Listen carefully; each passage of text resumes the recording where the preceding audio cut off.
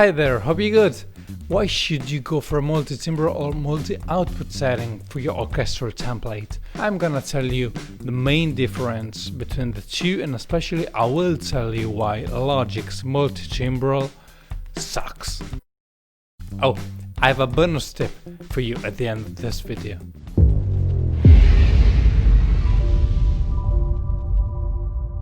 Well, actually, it doesn't suck. It does just what it does. That is, to put it simply, from my personal own point of view, it's just pointless. Okay, let's break this down a bit. First off, for those who are wondering, the multi-timbral or multi-output setting become useful every time you want to load many patches coming out from the same instrument instance. For example, let's say you have an orchestral template, a very big one, and you want to use 20 different contact sample libraries in your project. You can do this in two ways. Either loading 20 different contact samplers, one per track, and each one with the right instrument. So in other words, you'll end up having, let's say, 20 contact tracks. Or you can have just one single instance of contact with these 20 patches loaded inside of it. Just in one track, and other 19 tracks pointing to it and referring to all these instruments. Why should you do that? Well, the main reason is that you will stress way less the CPU of your computer, and you won't have so many issues to face up with, like for instance, the system overload alert. Oops. So this is the preface. Now, if you want to load just one single instance of instrument with some different patches inside, well, at the most you can have 16 patches for instruments.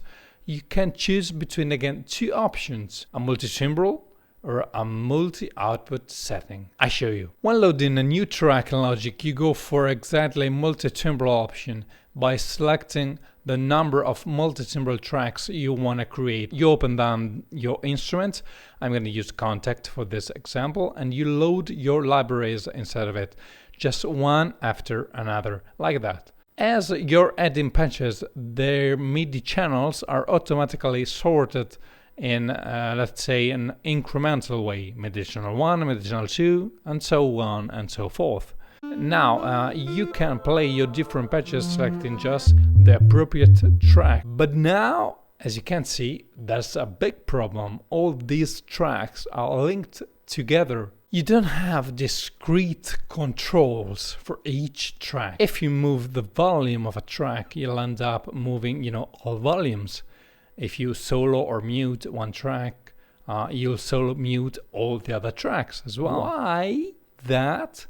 Because each track is assigned to the same output channel, that is, stereo 1. And that's exactly the point. Why? Just why on earth this should be useful? If I load different patches, it probably means I'd like to control them separately. I don't have Cubase, but I'm pretty sure that in its multi-timbral settings you can have discrete control per track. So again, why? Why Logic?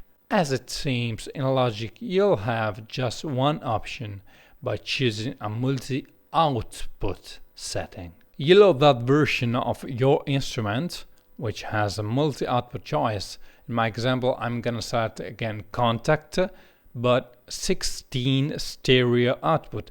That will create one track with a plus sign. You can now add as many aux tracks as the number of patches you've loaded up. Then Ctrl T will show these aux tracks not only in the mixer window, but again in the arrangement window as well. The MIDI channels are sorted automatically as before, but now you must assign the right output channel to each patch: stereo 1, stereo 2, stereo 3. Okay, I won't take you to this process. It's too annoying and a bit long-winded. Luckily, at least in Contact, there is a shortcut command for all that. In the output section of Contact, you select batch functions and something like Batch function, clear output section, and create one individual channel for each loaded instrument. And that will do the job for you.